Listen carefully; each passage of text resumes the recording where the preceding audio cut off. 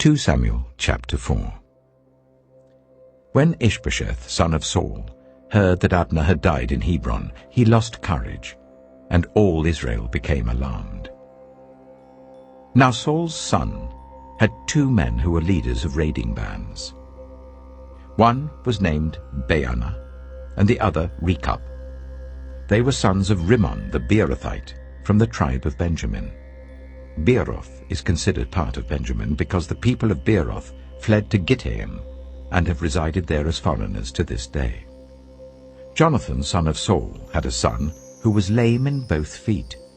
He was 5 years old when the news about Saul and Jonathan came from Jezreel. His nurse picked him up and fled, but as she hurried to leave, he fell and became disabled. His name was Mephibosheth. Now Rechab and Baanah, the sons of Rimmon the Beerothite, set out for the house of Ishbosheth, and they arrived there in the heat of the day while he was taking his noonday rest. They went into the inner part of the house as if to get some wheat, and they stabbed him in the stomach.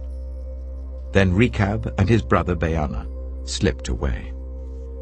They had gone into the house while he was lying on the bed in his bedroom. After they stabbed and killed him, they cut off his head. Taking it with them, they traveled all night by way of the Arabah. They brought the head of Ishbosheth to David at Hebron and said to the king, "Here is the head of Ishbosheth, son of Saul, your enemy, who tried to kill you. This day the Lord has avenged my lord the king against Saul and his offspring."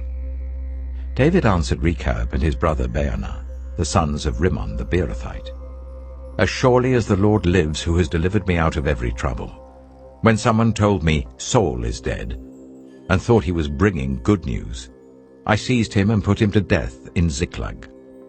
That was the reward I gave him for his news.